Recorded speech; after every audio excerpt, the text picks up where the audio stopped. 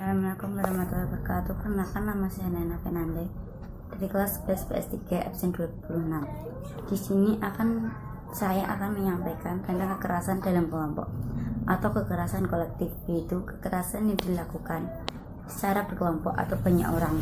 Saya akan presentasi tentang kekerasan pada anak. Salah satu faktor-faktor penyebab kekerasan pada anak itu anak yang berpotensi menjadi korban. Ada anak nakal, pendiam, bandel, hiperaktif. Itu semua anak-anak yang rentan mengenai kekerasan fisik dan psikis. Ada anak atau orang dewasa yang menjadi pelaku kekerasan. Mereka sama-sama mengimitasi dari orang tua, televisi, film, dan sebagainya.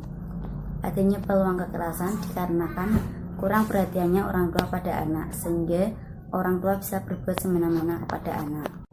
Judul dari cerita tersebut adalah Ibu Kandung Jadi Tersangka Kekerasan Anak. Seorang bocah diketahui menjadi korban kekerasan dari 3 orang berbeda, yang satu diantaranya adalah ibu kandungnya sendiri. Polisi meringkus pelaku kekerasan terhadap bocah berusia 8 tahun berinisial B di Kuningan, Jawa Barat. Sang bocah diketahui korban kekerasan dari 3 orang berbeda, yang satu diantaranya adalah ibu kandungnya sendiri. Kepala Bidang Humas Polda Metro Jaya Komisaris Besar Argo Yuwono mengatakan terungkapnya kasus tersebut bermula dari viralnya video berdurasi lebih dari 2 menit di dunia maya. Dalam video itu terpapar seorang anak laki-laki mengalami berbagai luka fisik pada sekujur tubuhnya lantaran penganiayaan. Video itu diketahui diambil sekitar 16 Januari oleh guru B saat masih di sekolah. Selanjutnya polisi lantas melakukan penyelidikan dan kemudian menangkap 3 tersangka yang masing-masing bernama Mariam usia 43 tahun, Sabtina 41 tahun, dan Linda Susanti 45 tahun di tempat berbeda. Sabtina adalah ibu korban, Mariam tetangga korban, dan Linda teman ibu korban. Dari keterangan yang diperoleh kepolisian, Argo menjelaskan kekerasan bermula lantaran Sabtina yang bekerja sebagai asisten rumah tangga di Manado menitipkan B pada kakaknya. Namun lantaran mengetahui kakaknya tidak mengurus B dengan baik, Sabtina lebih memilih Mariam untuk mengurus anaknya pada September dan selanjutnya dititipkan kepada LS. Sayangnya dalam pengasuhan Linda, B justru kerap mengalami berbagai bentuk kekerasan fisik, mulai dari dicubit, dipukul menggunakan kayu, bahkan hingga disiram dengan air panas. Linda juga pernah menitipkan B ke panti asuhan selama 5 bulan, setelah sebelumnya sempat mengasuh B selama 1 bulan awal. Walau sudah mendapat informasi, Linda sering melakukan kekerasan pada anaknya. Tersangka Sabtina, ibu korban, tidak mempedulikannya, kata Argo. Baru setelahnya ia menyampaikan pada akhir tahun lalu, Sabtina meminta Maria mengambil anaknya dari Linda yang berkediaman di Cileungsi, Bogor, dibawa menuju rumahnya agar dapat kembali dititipkan. Saat ini menurut KNF Subdit Siber Srim Direktur Sares Kriminal Khusus Polda Metro Jaya Komisaris James Huta Zulu, polisi masih mengalami soal motif Linda melakukan penganiayaan terhadap B. Untuk sementara James menduga Linda menganiaya B lantaran bukan darah dagingnya.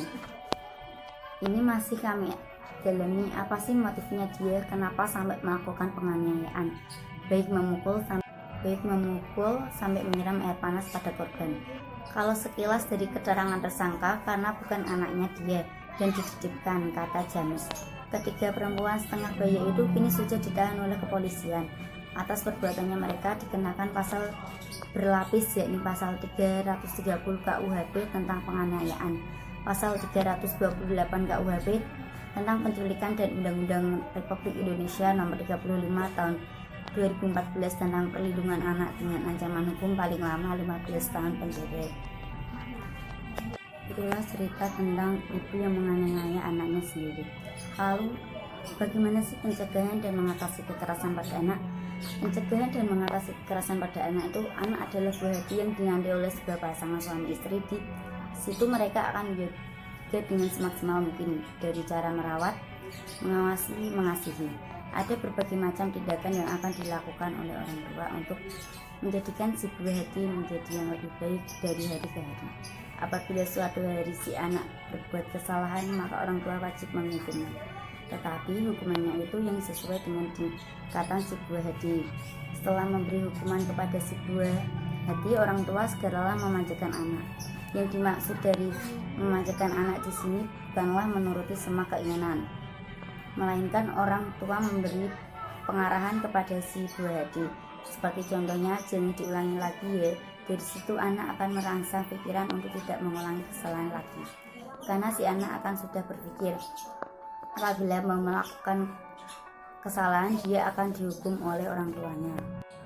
Penyelesaian konflik dalam cerita tersebut yaitu tepatnya adjudikasi adalah bentuk akomodasi di mana penyelesaian sengketa dilaksanakan di pengadilan. Bisa dikatakan adjudikasi karena dalam cerita tersebut ada pihak ketiga yaitu polisi. Demikianlah presentasi yang bisa saya sampaikan, kurang lebihnya saya mohon maaf. Wassalamualaikum warahmatullahi wabarakatuh.